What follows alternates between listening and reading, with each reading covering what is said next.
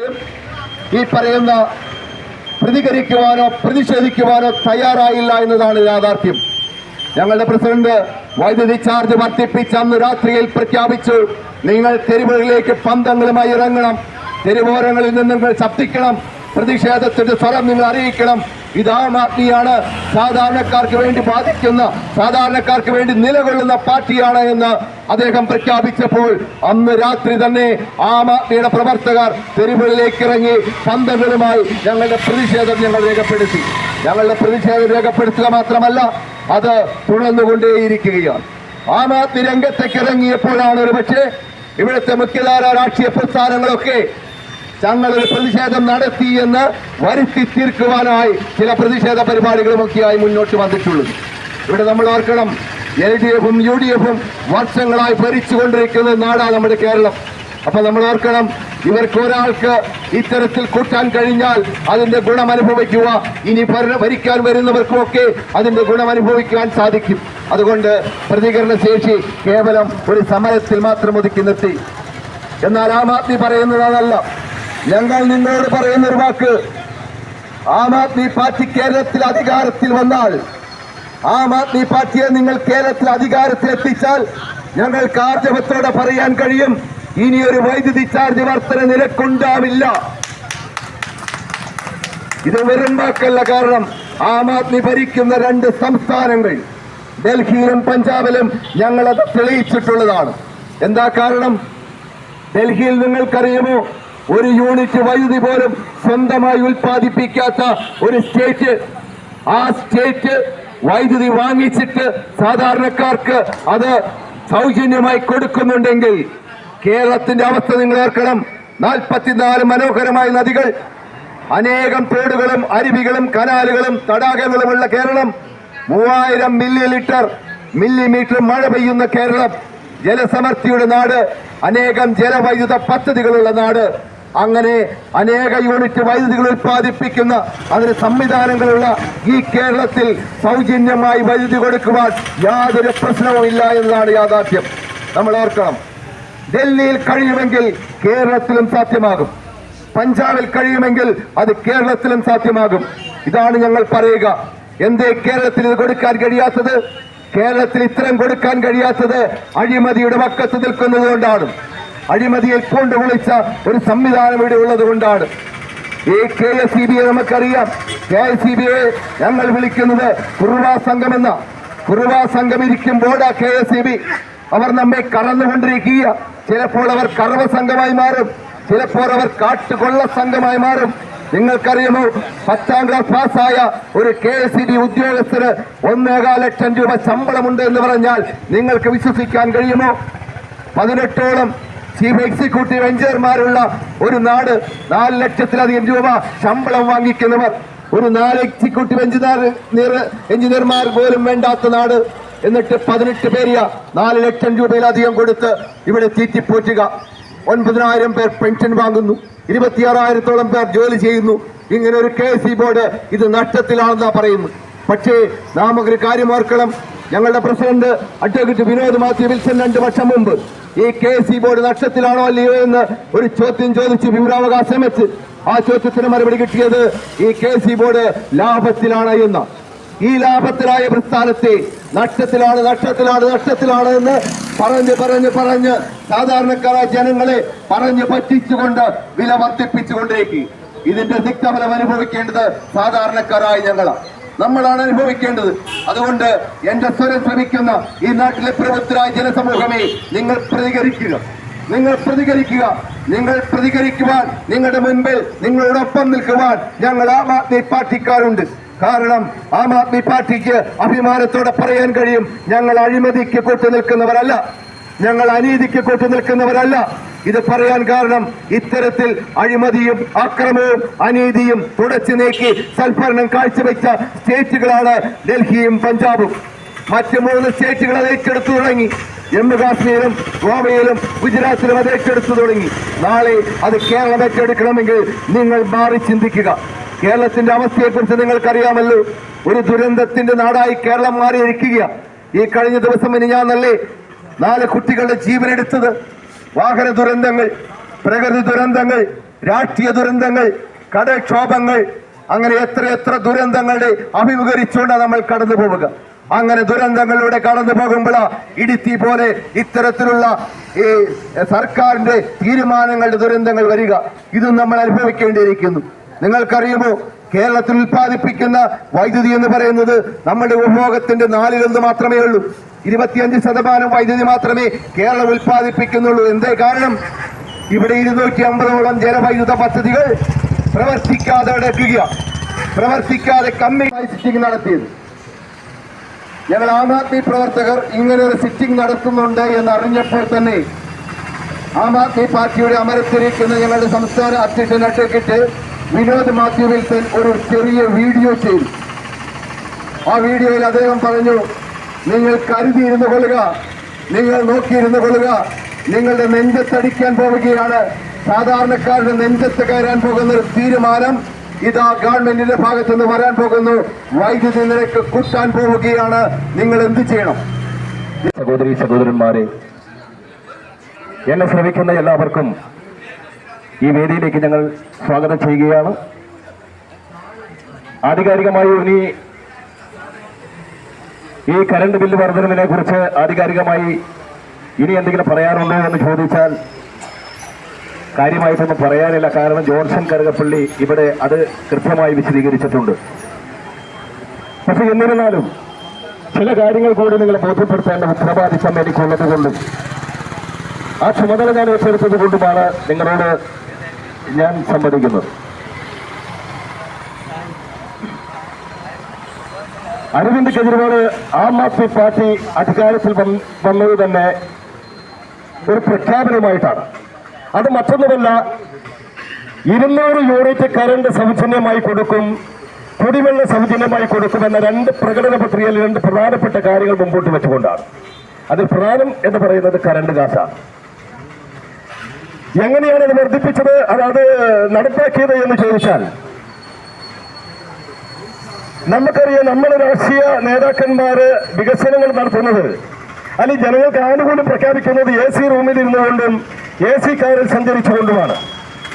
അരവിന്ദ് കെജ്രിവാളും കൂട്ടരും ജനങ്ങളുടെ ഇടയിലേക്ക്, ഗ്രാമങ്ങളിലേക്ക് ഇറങ്ങിയിട്ട് ചോദിച്ചു, നിങ്ങൾക്ക് എന്താണ് പ്രശ്നം, എന്താണ് വേണ്ടത്?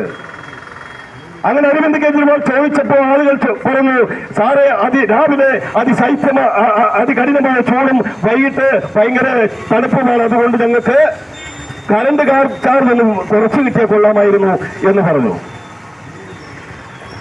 അതുകൂടാതെ വെള്ളത്തിന് ക്ഷാമമാണ്, അതൊന്ന് പരിഹരിക്കണമെന്ന് പറഞ്ഞു. വേറെയും അനവധി വികസനങ്ങളെ കുറിച്ച് പറഞ്ഞു. പക്ഷേ സാധാരണക്കാരായ ജനങ്ങൾ പറഞ്ഞത് 2 കാര്യം, ഒന്ന് കറണ്ട് ചാർജ് വർധനവും, ഒന്ന് കുടിവെള്ള പ്രശ്നവും.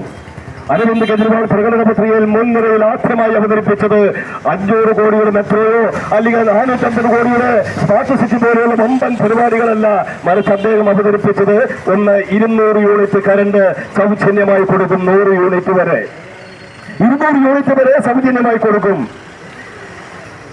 അതുപോലെ കുടിവെള്ളവും സൗജന്യമായി തരും എന്ന് അരവിന്ദ് കെജ്രിവാൾ പ്രഖ്യാപിച്ചു.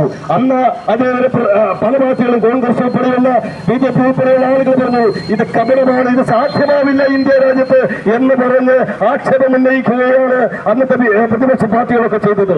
പക്ഷേ സുപ്രീം കോടതി ജഡ്ജി വരെ പറഞ്ഞത് പ്രകടന പത്രിക കടലാസല്ല എന്ന് തെളിയിച്ച ഒരു ഗവൺമെന്റ് ഉണ്ടെങ്കിൽ, ഇന്ത്യ രാജ്യത്തൊരു ഗവൺമെന്റ് ഉണ്ടെങ്കിൽ അത് ആം ആദ്മി പാർട്ടി ഗവൺമെന്റ് ആണെന്ന് സുപ്രീം കോടതി ജഡ്ജി വരെ പറഞ്ഞിരിക്കുന്നത് നമുക്കറിയാം. ഞാൻ അതിലേക്ക് കടന്നു പോകുന്നില്ല. ഇപ്പൊ നമ്മൾ പ്രശ്നം കറണ്ട് ചാർജ് വർദ്ധിപ്പിച്ചു എന്ന ചില ആളുകൾ എന്നോട് പറയുന്നത് KSEB കൊടുക്കണം പണം, അങ്ങനെ 2 പണം. എങ്ങനെയാണ് കേരള സർക്കാർ ആ പണം കണ്ടെത്തിയത്? നമ്മളെ പോലെയുള്ളവരുടെ 10 പൈസ സെസ് ഏർപ്പെടുത്തി നമ്മുടെ കയ്യിൽ നിന്ന് ഭരിച്ചു. അതുകൊണ്ട് നിട്ടു. നിലവിലെ കോടിക്കണക്കിന് രൂപ അതിനകത്ത് കുമിഞ്ഞു കൂടി. എന്നിട്ട് സർക്കാർ പറഞ്ഞു, ഇതുകൊണ്ട് നിങ്ങളുടെ പെൻഷൻ സംവിധാനം നടപ്പാക്കിക്കോണം. അന്ന് 2013 കണക്കെടുക്കുമ്പോ 12,419 കോടി രൂപ പെൻഷൻ കുടിശ്ശിക ഉണ്ടായിരുന്ന സമയത്താ. ആലോചിക്കണമെങ്കിൽ ആ പെൻഷൻ കാശ് കൊടുക്കാനും മുമ്പോട്ടുള്ള പെൻഷൻ സംവിധാനങ്ങളും കൊണ്ടുനടക്കാനും വേണ്ടി കൊടുത്ത സർക്കാരിന്റെ പണം നിങ്ങളത് ആലോചിക്കണം. ആ സർക്കാരിനോട് പോലും ചോദിക്കാതെ ഈ വെള്ളാനകൾ ചെയ്തത്, അവരെന്താ ചെയ്തത്? മൊത്തം ദൂർത്തടിച്ച് ചെലവഴിച്ചു. ഉദ്യോഗസ്ഥരുടെ ശമ്പളങ്ങളൊക്കെ ഇരട്ടി വർദ്ധിപ്പിച്ചു. 4.25 ലക്ഷം രൂപ ശമ്പളം മേടിക്കുന്ന ഒരു ഉദ്യോഗസ്ഥൻ ഇന്ത്യ രാജ്യത്തുണ്ടെങ്കിൽ അല്ലെങ്കിൽ ലോക രാജ്യത്തുണ്ടെങ്കിൽ അത് KSEB ആണെന്ന് പറയാതിരിക്കാൻ പറ്റൂല. 4.25 ലക്ഷം രൂപ നിങ്ങൾ നോക്കണം. ഇത്രയും ശമ്പളം എന്തിനാ സാറേ എന്ന് ചോദിച്ചപ്പോ പത്രക്കാർ ചോദിച്ചപ്പോ പറഞ്ഞത് ഇത് ഭയങ്കര അപകടം പിടിച്ച പണിയാണ്. ഈ കറണ്ടിന്റെ സംവിധാനമുള്ള പണി ആരാ പണി ചെയ്യുന്നത്? വർക്കർമാർ, പട്ടിണി പാവങ്ങൾ, അവരെ കൂലിക്ക് വെച്ചുകൊണ്ട് പണിയെടുപ്പിക്കുന്നു. ഏതെങ്കിലും എക്സിക്യൂട്ടീവ് എഞ്ചിനീയർമാര് എവിടെയെങ്കിലും ഷോക്ക് അടിച്ച് മരിച്ചത് നിങ്ങൾ കേട്ടിട്ടുണ്ടോ? ആരാ മരിച്ചത്? ഓടിവന്നൂർ ലൈമാൻ അല്ലെ കുറച്ച് വർക്കർമാര്. അല്ലാതെ ഇവന്മാർക്ക് എന്ത് പണിയെടുത്തിട്ട് 4.25 ലക്ഷം രൂപ മാത്രമല്ല, അവർക്ക് കോട്ടേഴ്സ് കൊടുക്കണം, വീട് കൊടുക്കണം, അവർക്ക് വാഹനം കൊടുക്കണം, അവരുടെ ചികിത്സ നോക്കണം, അവരുടെ കുടുംബത്തെ നോക്കണം, സകലകുലാദി സംഗതിയും അവർക്ക് ചെയ്തു കൊടുക്കണം. ഒന്ന് ആലോചിച്ച് നോക്കി നമ്മൾ എന്ത് നികൃഷ്ടമായ രീതിയിലുള്ള സംവിധാനങ്ങളാ. ഇതൊക്കെ നമുക്ക് അറിയില്ലാത്തത് കൊണ്ടാണ്. അതുകൊണ്ട് ഞാൻ പറയുന്നത് നമ്മൾ ചിന്തിക്കണം, പഠിക്കണം എന്ന് പറയുന്നത് കൊണ്ടാണ്. ഈ സംവിധാനങ്ങൾക്കൊക്കെ മാറ്റം വരണം. ഇങ്ങനത്തെ ഒരു സംവിധാനം വരാൻ പാടില്ല. ഇപ്പൊ കേന്ദ്ര ഗവൺമെന്റ് ഒരു നിയമം പാസാക്കുക, നരേന്ദ്രമോദി നിയമം കൊണ്ടുവരിക, ഒരു കണക്ക് പറഞ്ഞ വ്യക്തിപരമായിട്ട് ഞാൻ ആ നിയമത്തെ അംഗീകരിക്കുക. ഇത് സ്വകാര്യവൽക്കരിക്കണം.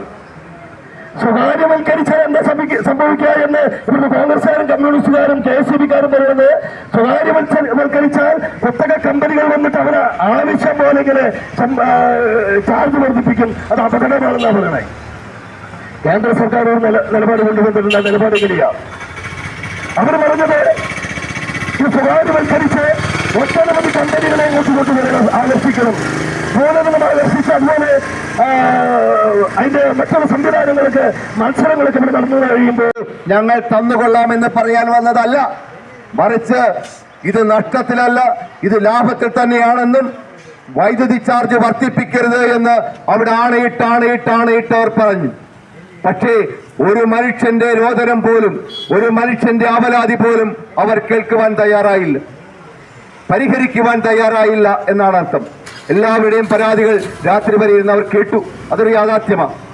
തുടർന്ന് പാലക്കാട്ടും എറണാകുളത്തും തിരുവനന്തപുരത്തും ഇതേ അദാലത്തുകൾ നടത്തി. അവിടെയൊക്കെയും ആയിരക്കണക്കിന് ആളുകൾ ഒഴുകിയെത്തി. അങ്ങനെ ആയിരക്കണക്കിന് ആളുകൾ ഒഴുകിയെത്തി തിരുവനന്തപുരത്ത് നടന്ന അദാലത്തിൽ ഞങ്ങളുടെ പാർട്ടിയുടെ ആദരണീയനായ അധ്യക്ഷൻ അഡ്വക്കേറ്റ് വിനോദ് മാത്യു വിൽസൺ, അദ്ദേഹം കോർട്ട് യൂണിഫോം ഇട്ടുകൊണ്ട് അവിടെ എഴുന്നേറ്റ് നിന്ന് പറഞ്ഞു, ഇത് അനീതിയാണ്, അനീതിയാണ്, അനീതിയാണ് എന്ന് ഉറക്കെ വിളിച്ചു പറഞ്ഞു. പക്ഷേ ഈ പറഞ്ഞ കാര്യങ്ങളൊക്കെ അവർ നോട്ട് ചെയ്തുകൊണ്ട് പോയതല്ലാതെ ഒരു സാധാരണക്കാരന്റെ പോലും രോദനത്തിന് പരിഹാരമുണ്ടാക്കുവാൻ അവർക്ക് കഴിഞ്ഞില്ല. തുടർന്ന് ഈ ഞങ്ങളുടെ പാർട്ടിയുടെ അധ്യക്ഷൻ അദ്ദേഹം ഒരു കേസ് ഫയൽ ചെയ്തു. എന്താ കേസ്? ഈ അദാലത്ത്, ഈ റെഗുലേറ്ററി കമ്മീഷൻ സിറ്റിംഗ് 4 ജില്ലകളിൽ മാത്രം നടത്തിയാൽ പോരാ, 3.5 കോടി ജനമുള്ള ഈ 14 ജില്ലകളിലും ആളുകളുടെ പരിവേദനങ്ങൾ നിങ്ങൾ കേൾക്കണമെന്ന് ആവശ്യപ്പെട്ടുകൊണ്ട് അദ്ദേഹം ഹൈക്കോടതിയിൽ ഒരു പരാതി സമർപ്പിച്ചു. പരാതിക്ക് മറുപടിയായി ഈ റെഗുലേറ്ററി കമ്മീഷന്റെയും KSEBയുടെയും വക്കാലത്ത് പിടിച്ച വക്കീലന്മാർ വന്ന് അവിടെ പറഞ്ഞത് ആവശ്യത്തിന് ആളുകൾ അവിടെ വന്നു എന്ന. വന്നത് എത്രയാ? കോഴിക്കോട് വന്ന് കൊണ്ടുവരികയാണ്. ഇതിനെന്താണ് നമുക്ക് പറയുവാനുള്ളത്? ഈ രാജ്യത്തെ ജനകോടികളായിട്ടുള്ള പാവപ്പെട്ട ജനവിഭാഗങ്ങൾക്ക് യാതൊരു കാര്യത്തിനും അർഹതപ്പെട്ടതായിട്ടുള്ള കാര്യങ്ങൾ നേടുവാനോ കൊടുക്കുവാനോ അത് ആത്മാർത്ഥമായി പ്രവർത്തിക്കുവാനോ ഇവിടെ ഒരു സർക്കാരും തയ്യാറായിട്ടില്ല എന്ന് വേണം നമുക്ക് കരുതാൻ. കാരണം ഓരോ സർക്കാരുകൾ വരുമ്പോൾ അവരുടെ ഭരണപരിഷ്കാരങ്ങൾ ജനങ്ങളെ അടിച്ചേൽപ്പിക്കുമ്പോൾ അടുത്ത ഗവൺമെന്റ് വരികയാണ് 5 വർഷം കഴിയുമ്പോൾ. ആ ഗവൺമെന്റ് പറയും, നിങ്ങൾ ഭരിച്ചുകൊണ്ടിരുന്നപ്പോൾ എന്താണ് ചെയ്യുന്നത്? അതിന്റെ കാൽഭാഗമൊന്നും ഞങ്ങൾ ചെയ്തിട്ടില്ലല്ലോ എന്നുള്ള അവസ്ഥയിലാണ് ഇന്നത്തെ ഈ സർക്കാരുകളുടെ മുന്നേറ്റം. സഹോദരി സഹോദരന്മാരെ, എന്നെ ശ്രമിക്കുന്ന എല്ലാവർക്കും ഈ വേദിയിലേക്ക് ഞങ്ങൾ സ്വാഗതം ചെയ്യുകയാണ്. ആധികാരികമായി ഇനി ഈ കറണ്ട് ബില്ല് വർധനവിനെ കുറിച്ച് ആധികാരികമായി ഇനി എന്തെങ്കിലും പറയാനുണ്ടോ എന്ന് ചോദിച്ചാൽ കാര്യമായിട്ടൊന്നും പറയാനില്ല. കാരണം ജോൺസൺ കറുകപ്പള്ളി ഇവിടെ അത് കൃത്യമായി വിശദീകരിച്ചിട്ടുണ്ട്. പക്ഷെ എന്നിരുന്നാലും ചില കാര്യങ്ങൾ കൂടി നിങ്ങളെ ബോധ്യപ്പെടുത്തേണ്ട ഉത്തരവാദിത്തം എനിക്കുള്ളത് കൊണ്ടും ആ ചുമതല ഞാൻ ഏറ്റെടുത്തത് കൊണ്ടുമാണ് നിങ്ങളോട് ഞാൻ സംവദിക്കുന്നത്. അരവിന്ദ് കെജ്രിവാൾ ആം ആദ്മി പാർട്ടി അധികാരത്തിൽ വന്നത് തന്നെ ഒരു പ്രഖ്യാപനമായിട്ടാണ്. അത് മറ്റൊന്നുമല്ല, 200 യൂണിറ്റ് കറണ്ട് സൗജന്യമായി കൊടുക്കും, കുടിവെള്ള സൗജന്യമായി കൊടുക്കുമെന്ന 2 പ്രകടന പത്രികയിൽ 2 പ്രധാനപ്പെട്ട കാര്യങ്ങൾ മുമ്പോട്ട് വെച്ചുകൊണ്ടാണ്. അതിൽ പ്രധാനം എന്ന് പറയുന്നത് കറണ്ട് കാശാണ്. എങ്ങനെയാണ് അത് വർദ്ധിപ്പിച്ചത്, അത് നടപ്പാക്കിയത് എന്ന് ചോദിച്ചാൽ, നമുക്കറിയാം, നമ്മുടെ രാഷ്ട്രീയ നേതാക്കന്മാര് വികസനങ്ങൾ നടത്തുന്നത് അല്ലെങ്കിൽ ജനങ്ങൾക്ക് ആനുകൂല്യം പ്രഖ്യാപിക്കുന്നത് AC റൂമിൽ ഇരുന്നുകൊണ്ടും AC കാറിൽ സഞ്ചരിച്ചുകൊണ്ടുമാണ്. അരവിന്ദ് കെജ്രിവാളും കൂട്ടരും ജനങ്ങളുടെ ഇടയിലേക്ക്, ഗ്രാമങ്ങളിലേക്ക് ഇറങ്ങിയിട്ട് ചോദിച്ചു, നിങ്ങൾക്ക് എന്താണ് പ്രശ്നം, എന്താണ് വേണ്ടത്? അങ്ങനെ അരവിന്ദ് കെജ്രിവാൾ ചോദിച്ചപ്പോൾ ആളുകൾ പറഞ്ഞു, സാറേ, രാവിലെ അതികഠിനമായ ചൂടും വൈകിട്ട് ഭയങ്കര തണുപ്പുമാണ്, അതുകൊണ്ട് ഞങ്ങൾക്ക് കറണ്ട് ചാർജ് ഒന്ന് കുറച്ച് കിട്ടിയാൽ കൊള്ളാമായിരുന്നു എന്ന് പറഞ്ഞു. അതുകൂടാതെ വെള്ളത്തിന് ക്ഷാമമാണ്, അതൊന്ന് പരിഹരിക്കണമെന്ന് പറഞ്ഞു. വേറെയും അനവധി വികസനങ്ങളെ കുറിച്ച് പറഞ്ഞു. പക്ഷേ സാധാരണക്കാരായ ജനങ്ങൾ പറഞ്ഞത് 2 കാര്യം: ഒന്ന് കറണ്ട് ചാർജ് വർധനവും, ഒന്ന് കുടിവെള്ള പ്രശ്നവും. അരവിന്ദ് കെജ്രിവാൾ പ്രകടന പത്രികയിൽ മുൻനിരയിൽ ആദ്യമായി അവതരിപ്പിച്ചത് 500 കോടിയുടെ മെട്രോയോ അല്ലെങ്കിൽ 450 കോടിയുടെ സ്മാർട്ട് സിറ്റി പോലെയുള്ള വമ്പൻ പരിപാടികളല്ല. മറിച്ച് അദ്ദേഹം അവതരിപ്പിച്ചത് 200 യൂണിറ്റ് കറണ്ട് സൗജന്യമായി കൊടുക്കും. 100 യൂണിറ്റ് വരെ, 200 യൂണിറ്റ് വരെ സൗജന്യമായി കൊടുക്കും. അതുപോലെ കുടിവെള്ളവും സൗജന്യമായി തരും എന്ന് അരവിന്ദ് കെജ്രിവാൾ പ്രഖ്യാപിച്ചു. അന്ന് അദ്ദേഹത്തിന് പല പാർട്ടികളും, കോൺഗ്രസ് ഉൾപ്പെടെയുള്ള BJP ഉൾപ്പെടെയുള്ള ആളുകൾ പറഞ്ഞു, ഇത് കപടമാണ്, ഇത് സാധ്യമാവില്ല ഇന്ത്യ രാജ്യത്ത് എന്ന് പറഞ്ഞ് ആക്ഷേപം ഉന്നയിക്കുകയാണ് അന്നത്തെ പ്രതിപക്ഷ പാർട്ടികളൊക്കെ ചെയ്തത്. പക്ഷേ സുപ്രീം കോടതി ജഡ്ജി വരെ പറഞ്ഞത് പ്രകടന പത്രിക കടലാസല്ല എന്ന് തെളിയിച്ച ഒരു ഗവൺമെന്റ് ഉണ്ടെങ്കിൽ, ഇന്ത്യ രാജ്യത്ത് ഒരു ഗവൺമെന്റ് ഉണ്ടെങ്കിൽ അത് ആം ആദ്മി പാർട്ടി ഗവൺമെന്റ് ആണെന്ന് സുപ്രീം കോടതി ജഡ്ജി വരെ പറഞ്ഞിരിക്കുന്നത് നമുക്കറിയാം. ഞാൻ അതിലേക്ക് കടന്നു പോകുന്നില്ല. ഇപ്പൊ നമ്മൾ പ്രശ്നം കറണ്ട് ചാർജ് വർദ്ധിപ്പിച്ചു എന്ന ചില ആളുകൾ എന്നോട് പറയുന്നത് KSEB കൊടുക്കണം പണം, അങ്ങനെ 2 പണം. എങ്ങനെയാണ് കേരള സർക്കാർ ആ പണം കണ്ടെത്തിയത്? നമ്മളെ പോലെയുള്ളവരുടെ 10 പൈസ സെസ് ഏർപ്പെടുത്തി നമ്മുടെ കയ്യിൽ നിന്ന് പിരിച്ചു. അതുകൊണ്ട് നിട്ടു. നിലവിലെ കോടിക്കണക്കിന് രൂപ അതിനകത്ത് കുമിഞ്ഞു കൂടി. എന്നിട്ട് സർക്കാർ പറഞ്ഞു, ഇതുകൊണ്ട് നിങ്ങളുടെ പെൻഷൻ സംവിധാനം നടപ്പാക്കിക്കോണം. അന്ന് 2013 കണക്കെടുക്കുമ്പോ 12,419 കോടി രൂപ പെൻഷൻ കുടിശ്ശിക ഉണ്ടായിരുന്ന സമയത്താ. ആലോചിക്കണം നിങ്ങൾ, ആ പെൻഷൻ കാശ് കൊടുക്കാനും മുമ്പോട്ടുള്ള പെൻഷൻ സംവിധാനങ്ങളും കൊണ്ടുനടക്കാനും വേണ്ടി കൊടുത്ത സർക്കാരിന്റെ പണം നിങ്ങളത് ആലോചിക്കണം. ആ സർക്കാരിനോട് പോലും ചോദിക്കാതെ ഈ വെള്ളാനകൾ ചെയ്തത്, അവരെന്താ ചെയ്തത്? മൊത്തം ദൂർത്തടിച്ച് ചെലവഴിച്ചു. ഉദ്യോഗസ്ഥരുടെ ശമ്പളങ്ങളൊക്കെ ഇരട്ടി വർദ്ധിപ്പിച്ചു. 4,4 ലക്ഷം രൂപ ശമ്പളം മേടിക്കുന്ന ഒരു ഉദ്യോഗസ്ഥൻ ഇന്ത്യ രാജ്യത്തുണ്ടെങ്കിൽ അല്ലെങ്കിൽ ലോക രാജ്യത്തുണ്ടെങ്കിൽ അത് KSEB ആണെന്ന് പറയാതിരിക്കാൻ പറ്റൂല. 4,4 ലക്ഷം രൂപ നിങ്ങൾ നോക്കണം. ഇത്രയും ശമ്പളം എന്തിനാ സാറേ എന്ന് ചോദിച്ചപ്പോ, പത്രക്കാർ ചോദിച്ചപ്പോ പറഞ്ഞത് ഇത് ഭയങ്കര അപകടം പിടിച്ച പണിയാണ്. ഈ കറണ്ടിന്റെ സംവിധാനമുള്ള പണി ആരാ പണി ചെയ്യുന്നത്? വർക്കർമാർ, പട്ടിണി പാവങ്ങൾ, അവരെ കൂലിക്ക് വെച്ചുകൊണ്ട് പണിയെടുപ്പിക്കുന്നു. ഏതെങ്കിലും എക്സിക്യൂട്ടീവ് എഞ്ചിനീയർമാര് എവിടെയെങ്കിലും ഷോക്ക് അടിച്ച് മരിച്ചത് നിങ്ങൾ കേട്ടിട്ടുണ്ടോ? ആരാ മരിച്ചത്? കൂടിവെള്ള ലേബാൻ അല്ലെങ്കിൽ കുറച്ച് വർക്കർമാര്. അല്ലാതെ ഇവരന്മാർക്ക് എന്ത് പണിയെടുത്തിട്ട് 4,4 ലക്ഷം രൂപ മാത്രമല്ല, അവർക്ക് കോട്ടേഴ്സ് കൊടുക്കണം, വീട് കൊടുക്കണം, അവർക്ക് വാഹനം കൊടുക്കണം, അവരുടെ ചികിത്സ നോക്കണം, അവരുടെ കുടുംബത്തെ നോക്കണം, ഗുലാദി സംഗതിയും അവർക്ക് ചെയ്തു കൊടുക്കണം. ഒന്ന് ആലോചിച്ച് നോക്കി നമ്മൾ, എന്ത് നികൃഷ്ടമായ രീതിയിലുള്ള സംവിധാനങ്ങളാ. ഇതൊക്കെ നമുക്ക് അറിയില്ലാത്തത് കൊണ്ടാണ്. അതുകൊണ്ട് ഞാൻ പറയുന്നത്, നമ്മൾ ചിന്തിക്കണം, പഠിക്കണം എന്ന് പറയുന്നത് അതുകൊണ്ടാണ്. ഈ സംവിധാനങ്ങൾക്കൊക്കെ മാറ്റം വരണം. ഇങ്ങനത്തെ ഒരു സംവിധാനം വരാൻ പാടില്ല. ഇപ്പൊ കേന്ദ്ര ഗവൺമെന്റ് ഒരു നിയമം പാസാക്കുക, നരേന്ദ്രമോദി നിയമം കൊണ്ടുവരിക, ഒരു കണക്ക് പറഞ്ഞ വ്യക്തിപരമായിട്ട് ഞാൻ ആ നിയമത്തെ അംഗീകരിക്കുക. ഇത് സ്വകാര്യവൽക്കരിക്കണം. സ്വകാര്യവൽക്കരിച്ചാൽ എന്താ സംഭവിക്കുക എന്ന് ഇവിടുത്തെ കോൺഗ്രസുകാരും കമ്മ്യൂണിസ്റ്റുകാരും KSEBക്കാരും പറയുന്നത്, സ്വകാര്യവൽക്കരിച്ചാൽ കുത്തക കമ്പനികൾ വന്നിട്ട് അവരെ ആവശ്യം പോലെ ഇങ്ങനെ ചാർജ് വർദ്ധിപ്പിക്കും. അത് അപകടമാണെന്നാണ് പറയണേ. കേന്ദ്ര സർക്കാർ ഒരു നിലപാട് കൊണ്ടുവന്നിട്ടുള്ള നിലപാട് എങ്ങനെയാ അവർ പറഞ്ഞത്? ഇത് സ്വകാര്യവൽക്കരിച്ച് ഒട്ടനവധി കമ്പനികളെ ഇങ്ങോട്ട് കൊണ്ടുവരണം, ആകർഷിക്കണം. മൂലധനം ആകർഷിച്ച് അതുപോലെ അതിന്റെ മറ്റുള്ള സംവിധാനങ്ങൾക്ക്, മത്സരങ്ങളൊക്കെ ഇവിടെ നടന്നു കഴിയുമ്പോൾ, സഹോദരി സഹോദരന്മാരെ, എന്നെ ശ്രമിക്കുന്ന എല്ലാവർക്കും ഈ വേദിയിലേക്ക് ഞങ്ങൾ സ്വാഗതം ചെയ്യുകയാണ്. ആധികാരികമായി ഇനി ഈ കറണ്ട് ബില്ല് വർധനവിനെ കുറിച്ച് ആധികാരികമായി ഇനി എന്തെങ്കിലും പറയാനുണ്ടോ എന്ന് ചോദിച്ചാൽ കാര്യമായിട്ടൊന്നും പറയാനില്ല. കാരണം ജോൺസൺ കറുകപ്പള്ളി ഇവിടെ അത് കൃത്യമായി വിശദീകരിച്ചിട്ടുണ്ട്. പക്ഷെ എന്നിരുന്നാലും ചില കാര്യങ്ങൾ കൂടി നിങ്ങളെ ബോധ്യപ്പെടുത്തേണ്ട ഉത്തരവാദിത്തം എനിക്കുള്ളത് കൊണ്ടും ആ ചുമതല ഞാൻ ഏറ്റെടുത്തത് കൊണ്ടുമാണ് നിങ്ങളോട് ഞാൻ സംവദിക്കുന്നത്. അരവിന്ദ് കെജ്രിവാൾ ആം ആദ്മി പാർട്ടി അധികാരത്തിൽ വന്നത് തന്നെ ഒരു പ്രഖ്യാപനമായിട്ടാണ്. അത് മറ്റൊന്നുമല്ല, 200 യൂണിറ്റ് കറണ്ട് സൗജന്യമായി കൊടുക്കും, കുടിവെള്ളം സൗജന്യമായി കൊടുക്കുമെന്ന 2 പ്രകടന പത്രികയിൽ 2 പ്രധാനപ്പെട്ട കാര്യങ്ങൾ മുമ്പോട്ട് വെച്ചുകൊണ്ടാണ്. അതിൽ പ്രധാനം എന്ന് പറയുന്നത് കറണ്ട് കാശാണ്. എങ്ങനെയാണ് അത് വർദ്ധിപ്പിച്ചത്, അത് നടപ്പാക്കിയത് എന്ന് ചോദിച്ചാൽ നമുക്കറിയാം, നമ്മുടെ രാഷ്ട്രീയ നേതാക്കന്മാര് വികസനങ്ങൾ നടത്തുന്നത് അല്ലെങ്കിൽ ജനങ്ങൾക്ക് ആനുകൂല്യം പ്രഖ്യാപിക്കുന്നത് AC റൂമിൽ ഇരുന്നുകൊണ്ടും AC കാറിൽ സഞ്ചരിച്ചുകൊണ്ടുമാണ്. അരവിന്ദ് കെജ്രിവാളും കൂട്ടരും ജനങ്ങളുടെ ഇടയിലേക്ക് ഗ്രാമങ്ങളിലേക്ക് ഇറങ്ങിയിട്ട് ചോദിച്ചു, നിങ്ങൾക്ക് എന്താണ് പ്രശ്നം, എന്താണ് വേണ്ടത്?